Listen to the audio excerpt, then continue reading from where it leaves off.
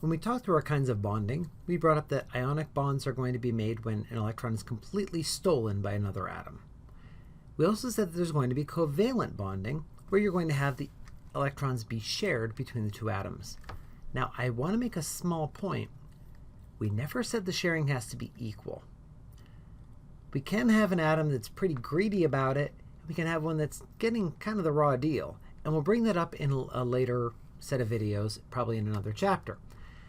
But let's focus in on covalent bonding for a moment. If we can get both atoms to share electrons, they can eventually manage to both fulfill our octet rule. Now, that doesn't always mean that it's going to be as straightforward and as intuitive as we'd like. Now, what I'm going to show you here is I'm going to fill out the electrons for fluorine. Now, I want to remind you that fluorine is group 7. It's a halogen. And group 7s are going to have 7 outer shell electrons. So we're going to have 7 electrons to place. I've got 1, 2, 3, 4. I'm making them like dashes so it's easier to see. 5, 6, and 7. I've got my 7 electrons on this fluorine. I'm going to do the same over here. I've got 1, 2, 3, 4, 5, 6, and 7. So you can see that I've got both of their outer shell electrons drawn in now. But neither fluorine nor its other fluorine are going to be at their octet yet. They don't have that moment of stability. What if they were to both share these electrons? Well, if this one shares its spare or unpaired electron with the other fluorine, it will feel like it has an octet, and so will the other. Now, let's go ahead and see what that's going to look like a little bit more dramatically. I'm going to go ahead and squish them both together, and you can see that I was tactical in leaving that drawn that way, so that I could push them together and end up having a pair of electrons right here in the middle. So what we've got are 3 sets of unshared electrons on each of these 2 atoms, for a total of 6 electrons on each of the 2 atoms. We have 2 shared electrons on each one. So it owns 6, it's sharing 2, that means it feels like it has 8 electrons. Same thing with the other fluorine atom, because they're completely symmetric, right? So here's how we start to draw covalent bonds, and this is going to be the first hint of us being able to draw a molecule. We're going to draw our shared electron pairs as a connecting line. And this is going to start to look familiar from what you know about chemistry, even before you took the course. I've got a connecting line there worth 2 electrons. I'm going to have 2, 4, 6, 2, 4, and 6. And you can see here I just went ahead and went for the fast way of doing it. I didn't take the time to draw them individually. That's okay at this point because we already know where they belong. We did it right up here. All I'm doing is converting this shared pair into the new bit of notation. A shared pair will be a line. So now we have a fluorine molecule for the first time. Now here's where I'm going to have you do some practice. Here's 2 oxygen atoms. Go ahead and fill up the electrons on each of these 2 completely separate atoms. Pretend like they're separated at something close to a radius of infinity. Then bring them closer so they can share electrons and draw in the connecting lines that are required to show their bonds. Go ahead and pause the video and give that a try. Okay, so let's take a look. Oxygen, group 6. 1, 2, 3, 4, 5, and 6. You don't have to go in any particular order. You just have to make sure you do one at a time, then double up afterward. To emphasize that, 1, 2, 3, 4, 5, 6. There's my 6 electrons on that oxygen.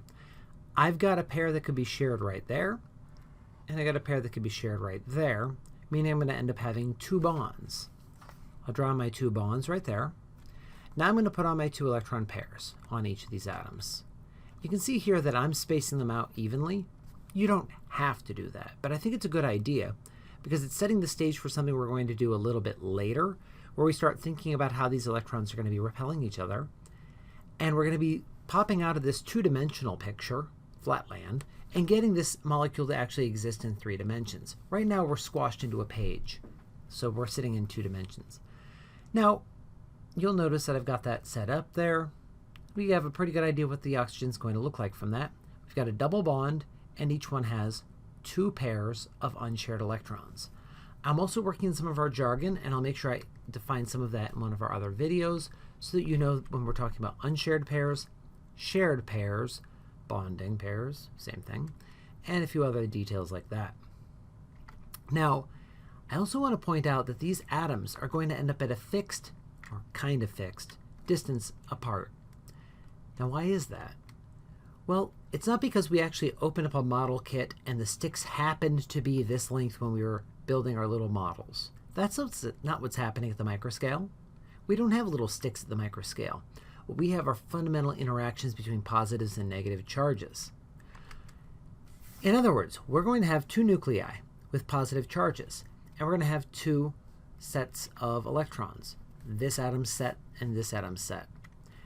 The electrons are going to be repelling each other, and the protons will be repelling each other. All of this means we should have our two atoms pop apart, right?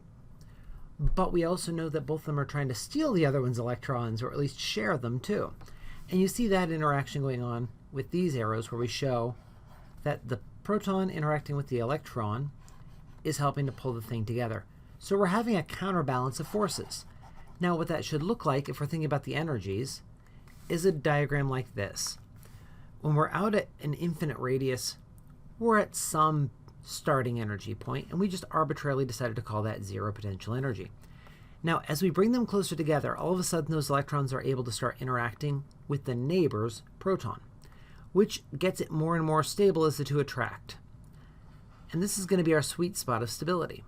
But as they get too close together, these protons start repelling each other, and so do the electrons.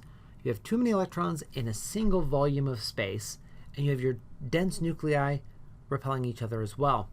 And so as you bring them too close together, the potential energy shoots up dramatically until finally it heads toward infinity. So we'll never be able to push the two atoms to actually exist in the same place. They're going to be neighbors, and they're going to stay neighbors. But there's going to be a sweet spot. Now, for hydrogen, too, so the hydrogen molecule, you can see that the internuclear distance of 74 picometers ends up being our sweet spot. Now, that's going to be our bond length. That's not saying, though, that we always have to be at exactly 74 picometers, because notice, it doesn't cost a whole lot of energy to squish it just a little bit in one direction or the other.